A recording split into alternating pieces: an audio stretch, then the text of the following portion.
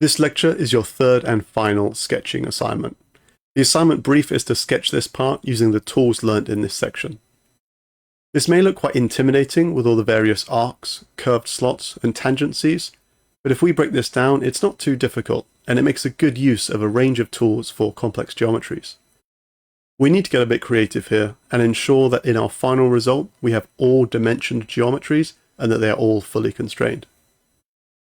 For the remainder of this lecture, I'll demonstrate how to sketch this using the tools learnt so far, so please pause the video here and attempt this sketch, and I will see you shortly. Okay, welcome back, and I hope you did well during this sketch. And so now I will model this part myself, and I'll talk you through the tools that I'm using.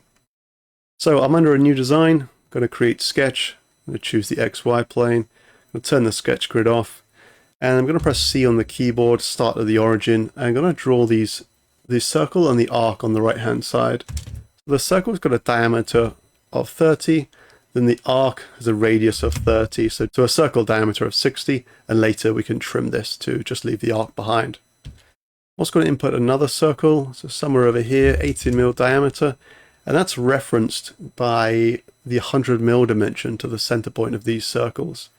So I'm going to hit D on the keyboard and dimension between these two center points at 100mm. We can also see that these are horizontally constrained. So I'm going to use the horizontal constraint tool, center point to center point, and now our sketch is in black, fully constrained. It's looking good. Also going to add in some more circles. So there is an arc down here with a rad of 15. So I'll put a circle diameter 30.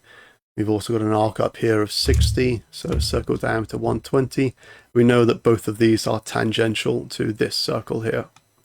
I'm going to use a tangential constraint, tangent this circle to this one, and this one to this one.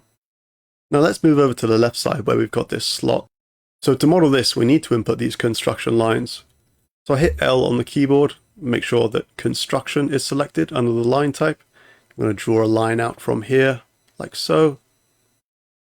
Do exactly the same from here. This will be our 10-degree line, and then the same up here, which will be our 100-degree line. So let me put these angles in, hit dimension on the keyboard, select these two lines, our construction lines, add in the 10 degrees there, and then we've got 100 degrees between these two lines. So now that we've got our construction lines in place, we can draw this curved slot. So come under Create, Slot Tools, we choose the center point arc slot. We know the center point is here. I'm going to bring that out by the radius of the slot, which is 60mm. And then we want to snap on to our 10-degree line and bring that curve, I'll make sure the construction's turned off, bring that curve all the way around to our 100-degree line. And then we're going to bring that out by, it's got a radius of 10, the arc, so that'll be a slot width of 20mm. We've then got an arc on the exterior of this, so I want to offset this, press O on the keyboard, select the slot. I'm going to bring that out by 5mm as per the drawing. Good. We know the circle is tangential to this arc, so we can put in a tangency between these two. And then moving down here, we've got this straight line that's tangent to this arc and tangent to this circle. So press L on the keyboard, and I'll start somewhere on this arc and finish somewhere on this circle. Then I use the tangency constraint between this line and this circle, and then this line and this circle and this arc here. So that's looking good. We just need to use the trim tool now and tidy this up. I'm going to trim away this part of the arc, this one, these guys, also this one and this one. I'm going to tidy up these dimensions here. So where we've got a diameter, I want that to change to a radius. I'm going to right click and select toggle radius and do the same down here.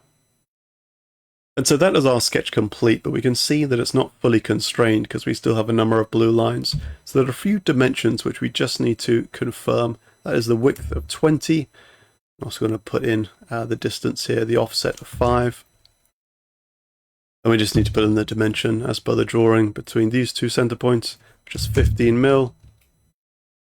And then if we look at this curve here, we don't have the tangency between these two. So let's input that.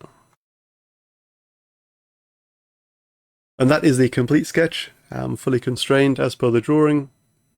Looking good. And if you were able to draw that yourselves, fantastic, even if it wasn't fully constrained. And that concludes the third assignment. So I will see you in the next lecture.